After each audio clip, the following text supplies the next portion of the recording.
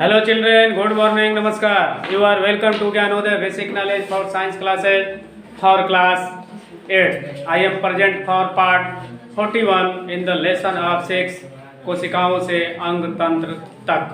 आइए कोशिकाओं से अंग तंत्र में हमारा अगला क्वेश्चन है कि अंतरालीय ऊतक क्या है। अंतरालीय ऊतक क्या है? कहता है कि त्वचा के नीचे पेशियों के बीच बीच में तथा तंत्रिकाओं या रक्तवाहियों के चारों तरफ पाए जाने वाले ऊतक को अंतरालीय ऊतक कहते हैं। देखना, इसको समझ लो, तब न तो भले रटते रहो नहीं समझ में। कभी चमड़ा हल्का चोट लगता है, ऊपर वाला केवल चमड़ा हट जाता है तो नीचे चमड़ा उजला दिखाई देता है। कभी ध्यान दिए हो? हल्का उजला, तो पहले वहां से पानी जैसा कुछ रिश्ता है, लिक्विड, अब तब वहां से ब्लड का निकलना शुरू होता है। इसका मतलब कि इस स्किन के चमड़े के नीचे कुछ लेयर है जो उजला है, फिर उसके नीचे अगर उससे थोड़ा तेज कटेगा, थोड़ा गहरा अंदर, तो लाल दिखाई देगा। देखा ना, जैसा कि पहले कटता है तो उजला, उजला होने के बाद थोड़ा पानी रिश्ता है, तब लाल धीरे धीरे दिखाई देने लगता है, होता है ना। तो वही कहता है कि त्वचा के नीचे जो चमड़ी उधरती है उसके नीचे और पेशियों पेशियों के बीच में, जो पेशियों होती है जैसा मांस होता है उसके बीच में, तथा तंत्रिकाओं एवं रक्तवाहियों के चारों तरफ, रक्तवाहियों मतलब जहां से खून बहती है, रक्तवाहियों माने रक्त वाहिनियों, रक्त नलियों, कहता है कि रक्तवाहियों के चारों तरफ पाए जाने वाले ऊतक को अंतरालीय ऊतक कहते हैं। जैसे समझ लो, जैसे मान लो ये उंगली है, ठीक है ना। अब जब कटता है तो यहाँ से चमड़ा इतना निकल गया, निकल गया इतना, क्या उजला दिखाई देगा ना। फिर इसके नीचे कुछ लेयर होता है, चलता है नहीं, इसके नीचे कुछ लेयर होता है और इसके चारों तरफ एक कवर, एक ढांचा रहता है चारों तरफ। यहाँ से जहाँ तक पूरी उंगली होती है पूरा तक इस लेयर लगा रहता है। जैसे हो गया, पूरा ये हो गया और पूरा, और ये चारों तरफ पूरा लेयर ही लगा रहता है, ठीक है ना। तो इसी को कहता है कि रक्त वाहियों के चारों तरफ पाए जाने वाले, और इसके बीच में तमाम तरह की पतली पतली नलिकाएं होती है जिससे खून का संचार होता है। देख रहे हो ना, यही संरचना इधर भी होती है, ठीक है ना।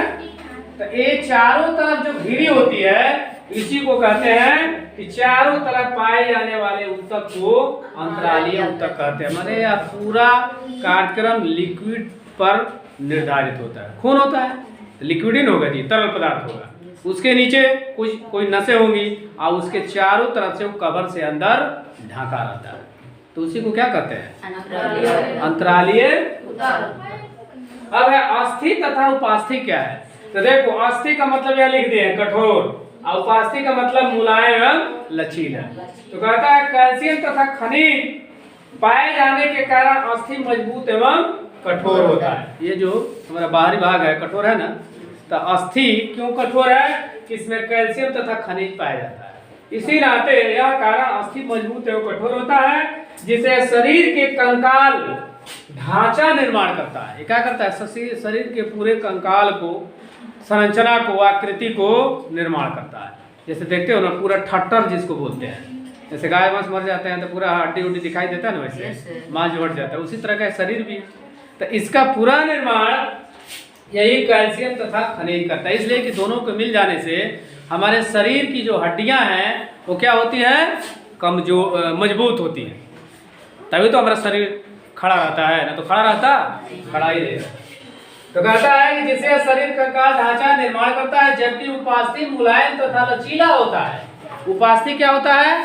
मुलायम तथा लचीला, जिससे बाह्य कण बना होता है, जैसे कान, बाहरी कान बना होता है, तो मुलायम होता है कि नहीं होता है? तो किसका बना होता है? अस्थि की उपास्थि? उपास्थि का। और शरीर का पूरा ढांचा किससे बना होता है? अस्थि का। इसलिए कि अस्थि मजबूत होता है, कठोर होता है, और उपास्थि मुलायम और लचीला होता है। इसलिए लिख दिया, अस्थि कठोर होता है, उपास्थि मुलायम एवं लचीला होता है। अब आए कि रक्त क्या है। रक्त एक बार पढ़ाए भी थे। खून क्या है? कहता है कि यह तरल के रूप में पाए जाने वाला तरल संयोजी उत्तक है। तरल भी माने ब्लड भी एक उत्तक है। और किस रूप में पाया जाता है? तरल। तरल माने लिक्विड, पानी के रूप में। इसका तरल भाग प्लाज्मा होता है, जो दौड़ता है, कहीं खून गिर जाने के बाद धीरे धीरे पसरता है, लेकिन बड़ा तुरंत जम जाता है, गाढ़ा होता है ना। तो किसका बना होता है? प्लाज्मा का। इसमें 3 प्रकार के कण पाए जाते हैं, पहले पढ़ाया गया है। लाल रक्त कणिका, श्वेत रक्त कणिका और प्लेटलेट। जब टाइफाइड हो जाता है, डॉक्टर के पास जाते हो चेक कराने, तो उसमें बताता है कि प्लेटलेट्स बड़ा डाउन है, इसको जल्दी भर्ती करवाइए, खून चढ़वाइए, नहीं तो आदमी मर जाए। प्लेटलेट्स माने क्या होता है जी? प्लेटलेट्स मतलब क्या होता है?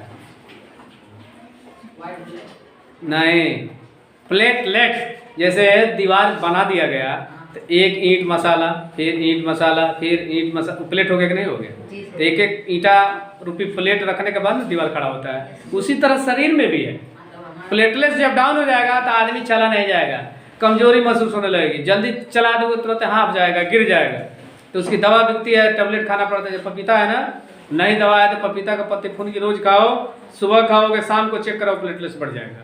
इतना बड़ा काम करता है बढ़िया। ये पपीता का मुलायम पत्ती ये रखते हैं तो डेली खाते हैं। खाओगे तो उससे होगा क्या कि कभी प्लेटलेट्स डाउन नहीं होगा, बुखार नहीं होगा, मलेरिया, चिकनगुनिया, डेंगू कुछ नहीं हो सकता है। उसमें 2-4 पत्ता तुलसी मिला लो, 2-4 पत्ता नीम की पत्ती मिला लो, एकदम तंदुरुस्त हो। ना मच्छर कटिया कितना कुछ हो ही कुछ नहीं होगा। तो वो तो पार लगता नहीं है किसी को। चलो, तो लाल रक्त कणिका, श्वेत रक्त कणिका और प्लेटलेट। अब है अनैच्छिक पेशी। क्या है अनैच्छिक? जो बिना इच्छा के हो। ठीक है, जिस पेशी की गति हम अपने मन बंद या चालू नहीं कर सकते, मन से, अपने मन से बंद या चालू, हाँ, बंद या चालू नहीं कर सकते, उसे अनैच्छिक पेशी कहते हैं। जैसे आहार नाल से भोजन करके सकना, हम भोजन कर लिए, अंदर चला गया तो हम चाह, लेकिन हम यही रोके रहेंगे, अंदर नहीं जाने, बस का है नहीं, अपने हिसाब से जाएगा, जाएगा कि नहीं जाएगा। दूसरा है रक्त नलिका का प्रसार। खून की नली में अगर खून की कमी हो जाएगी तो क्या हो जाएगा? नस सिकुड़ जाएगा कि नहीं सिकुड़ जाएगा? अब पूरा खून रहेगा तो नस फूली रहेगी, नस जब फूली रहेगी तो शरीर का चमड़ा भी फूला रहे, उगा हुआ दिखेगा फूल की तरह। संकुचन, इसे अरेखित पेशी भी कहते हैं। जैसे छींकना हमारे बस में है, खांसना उसको हम रोक सकते हैं, तो इसको क्या कहते हैं? सब अनैच्छिक क्रियाएं होती है जिस पर हमारा कोई नियंत्रण नहीं हो। खांसना, थूकना, हंसना, हंसी आ जाएगा तो रुकेगा, जितना कोई डांटेगा और हंसी आएगी, जितना रोकना चाहेगा और ब्लास्ट करेगा, वो करता है ना, तो अनैच्छिक क्रिया है। उसी तरह अनैच्छिक पेशी भी है कि वह उस पर हमारा नियंत्रण नहीं रहता। भोजन का पचना, खून का बहाव में सिकुड़न, फैलाव हम नहीं रोक सकते उसको। दूसरा है ऐच्छिक पेशी। जो पेशियां जिंदगी भर लगातार प्रसार और संकुचन करती रहती है उसे ऐच्छिक और रेखित पेशी कहते हैं। जैसे ऐच्छिक क्रिया भी होती है, जैसे हाथ उठाओ उठ गया, हाथ नीचे करिए उठ गया, मुंह बाओ बवा गया, ऐच्छिक क्रिया है जी। जब हम चाहेंगे तो हाथ उठेगा, नहीं चाहेंगे तो नहीं उठेगा। हाँ, लेकिन खांसी आ जाएगा तो हम चाहेंगे तो रोक लेंगे, तो अनैच्छिक हो गया कि नहीं हो गया? ये सब क्या हो गया? ऐच्छिक हो गया। जो हमारी इच्छा जब हम करेंगे तो हाथ उठेगा, पैर उठेगा, नहीं करेंगे तो नहीं उठेगा, तो ऐच्छिक हो गया। उसी तरह ऐच्छिक पेशी भी है जो जिंदगी भर प्रसार, हमेशा सांस लेता, फैलना सिकुड़ना, फैलना सिकुड़ना, फैलना सिकुड़ना। सांस लेंगे तो फैलेगा, नहीं सांस लेंगे नहीं फैलेगा, तो ऐच्छिक हो गया कि नहीं हो गया। अब आइए न्यूरॉन क्या है। तंत्रिका ऊतक तंत्रिका कोशिकाओं से मिलकर बनी होती है, इसे इसलिए न्यूरॉन कहते हैं। तंत्रिका जहां से हमारा, तंत्रिका मतलब क्या होता है? कल बताए थे ना, तंत्रिका मतलब जिसे संवेदना प्रकट हो। कोई सुई चुभा दी है, भले तुम नहीं देख रहे हो, कपड़ा के अंदर से धीरे से बैठ के बगल से चुभा दी, तुरंत चौक जाओगे, कहीं से हल रहा है तो हल रहा है तो तुरंत ये सूचना कौन देगा? ब्रेन। अब ब्रेन तुम्हारे सेंसिटिव अंगों को दे देगा यहाँ कोई प्रहार कर रहा है। नहीं, कोई गर्म चीज छुआ दिया, चाहे कोई चिंगोटी काट लिया, एक झपड़ मार दिया, तो सूचना मिलती है ना। तो ये सब काम कौन करता है? तंत्रिका। तंत्रिका। और उसी तंत्रिका के अंदर यह न्यूरॉन, तंत्रिका में बहुत बार जो होता है इससे बारीक बारीक रोए जैसे नसें हैं, वही सब सूचना देती हैं। और वही सूचनाएं जब बैठ जाती हैं, मर जाती है किसी कारण से, खून अगर शरीर में कम हो गया, डेड हो जाती हैं, तो ना हम सुन पाते हैं, ना बोल पाते हैं, ना हमारा दिमाग काम करता है, ना हमारा सेंस काम करता है। इसलिए तंत्रिका को अगर जीवित रखना है, कारगर रखना है हमेशा कार्य में, तो खाना पीना अच्छा होना चाहिए, खून के शरीर में रफ्तार ज़्यादा होना चाहिए, तभी तो बढ़िया से काम करेगा। तो ये कहता है कि न्यूरॉन तंत्रिका ऊतक की कोशिकाओं से मिलकर बनी होती है, इसलिए इसे न्यूरॉन है। अब न्यूरॉन का मुख्य भाग क्या होता है? तंत्रिकाएं। वो लंबी लंबी संरचना होती है, हर अंगों के अंदर होती है, ये सारी सूचनाओं को कलेक्ट करता है, रखता है। अच्छा एक बात बताओ, क्या हमारे अंदर कोई बैठा है क्या कि आज हम पढ़ाए और 10 साल के बाद पूछेंगे तो याद रहेगा कि हाँ फलाना शिक्षक ने हमको ये चीज़ कहा था, ऐसे डांटा था? कोई बैठा है याद रखने के लिए? नहीं। लेकिन इसी का काम है, यही तंत्रिका, यही न्यूरॉन का काम है जो 10, 20, 30, 40 वर्ष की बातों को अपने नब्जों में बैठा कर रखता है। और दिमाग के सेल में, दिमाग की जो कोशिकाएं होती है उसमें भी न्यूरॉन होता है, उसमें वह भर के रखता है। जब भी कोई बात कहोगे तुरंत कहोगे ना ये आप नहीं कहते, हमको याद है बढ़िया से, कहते हैं ना। तो इसको आखिर कौन कौन रखता है? तंत्रिका। तंत्रिका, न्यूरॉन, इस सब इन्हीं का तर्क, और इसका भी काम है, तंत्रिकाएं का भी काम है, ठीक है ना। तो इसलिए इस पर ध्यान दीजिए। तो इस प्रकार आपको हमको उम्मीद है अंतरालीय ऊतक, अस्थि तथा उपास्थि, रक्त क्या है, अनैच्छिक पेशी, ऐच्छिक पेशी, न्यूराय और तंत्रिकाएं क्या है, इसके विषय में जानकारी हुई, अच्छे से समझ में आया होगा। अब थोड़ा पूछते हैं, देखते हैं कितने लोग बताते हैं क्या है, बोलने का प्रयास करिए, बहुत लोग तो बोलते ही नहीं है। चलिए बताइए सबसे पहले कि तंत्रिकाएं का काम क्या है? सबसे पहले कौन बताएगा? तंत्रिकाएं अभी बताया हूँ, बोलो। जो किसी 10 साल 15 साल की बातें हमारे शरीर में बैठाए रखे उसे तंत्रिकाएं कहते हैं। अच्छा चलो, और बताओ ऐच्छिक पेशी क्या है, कौन बताएगा? जो पेशी जिंदगी भर लगातार प्रसार एवं संकुचन करती है उसे रेखित पेशी कहते हैं। चला, अरेखित पेशी चाहे अनैच्छिक पेशी क्या है? जिन पेशियों पर हमारा कोई नियंत्रण नहीं होता, नहीं, अनैच्छिक हो गया सीधे, और लगा हुआ माने नहीं। चलो बोलो अपनी भाषा में बताओ, कौन बोलेगा? अनैच्छिक पेशी क्या है? जिस पेशी के गति को हम अपने मन बंद या चालू नहीं कर सकते उसे अनैच्छिक पेशी कहते हैं। चलो धन्यवाद, चलो ठीक हुआ। अब बताओ रक्त क्या है, कौन बताएगा? खून क्या है?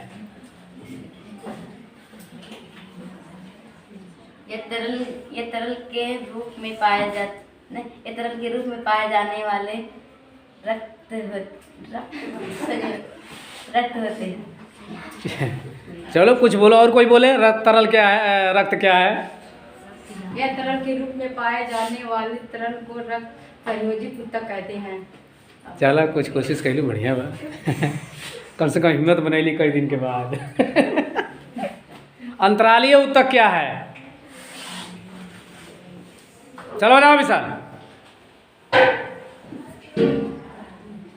अंतरालीय ऊतक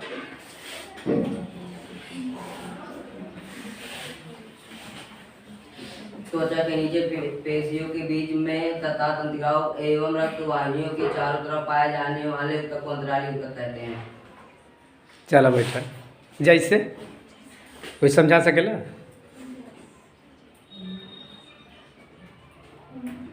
अभी बताया हूँ, वैसे कुछ समझा सकते हो कोई भी? चलो नहीं समझा सकते तो बैठो। अस्थि कौन बताएगा? अस्थि कठोर होती है कि मुलायम होती है? कठोर। देखते बोले दिए टप से साहब। और उपास्थि? उपास्थि का एक उदाहरण बताओ। उपास्थि का एक उदाहरण बताओ, क्या चीज़ उपास्थि का बना होता है? कौन सा अंग बना होता है? उंगली। कान। कान का बाहरी भाग, अभी बताया ना। चले, जो बताया उनको भी धन्यवाद, जो नहीं बता रहे हैं उनको भी धन्यवाद, लेकिन बोलने का प्रयास करिए तभी कुछ आएगा, ठीक है ना। तो अभी आपने पढ़ा और क्या क्या पढ़ा उस पर हल्का विचार देखिए, कैसे इसको क्या क्या है, अंतरालीय ऊतक क्या है, अस्थि तथा उपास्थि क्या है, रक्त क्या है, अनैच्छिक पेशी क्या है, ऐच्छिक पेशी क्या है, न्यूरॉन क्या है और तंत्रिका काय क्या है।